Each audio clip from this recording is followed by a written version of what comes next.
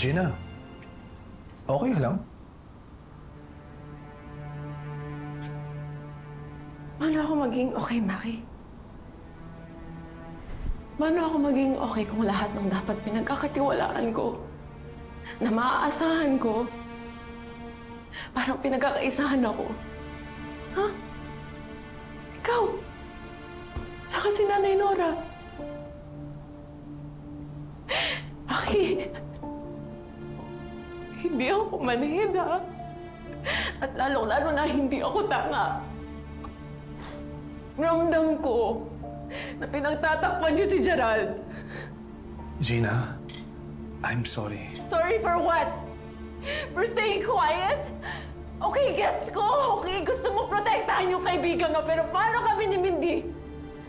Paano kami ng anak ko? Ha? Kung talagang may konsensya kayo, hindi niyo hayaan na pinagmumukha kaming tanga at tinuloko kami ni Gerald! I don't deserve this!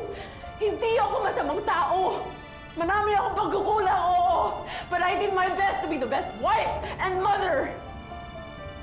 You have to tell me. Tell me the truth. Tell me na kung may babae si Gerald at kung sino! Gerald! Gerald, sandali! Gerald! Gerald! Please, wag mo naman ako iwan! Gerald!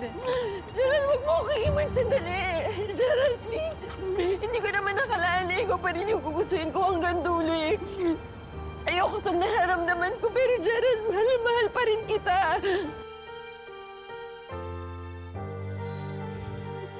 Betsy, I'm sorry. Sorry kung sa'yo binuhos lahat ng frustrations ko, kaya tayo nagkalapit at nauwi sa ganito. Oh my God! Maki! Maki! Hirap na ako, naiintindihan mo. Ang sakit-sakit na.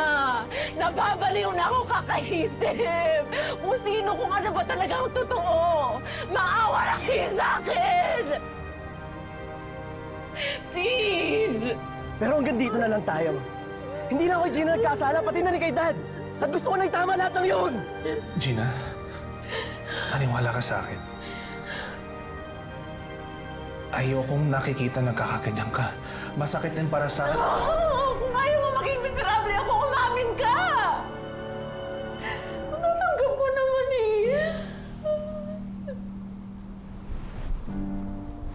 Tatanggapin ko. Tanggapin ko. Hindi na ako mahal ng asawa ko. Tatanggapin ko. Hindi, Gina. Mahal ka pa rin ni Gerald. Hindi ako niniwala. Baliwala lang yun kung niloloko niya ako.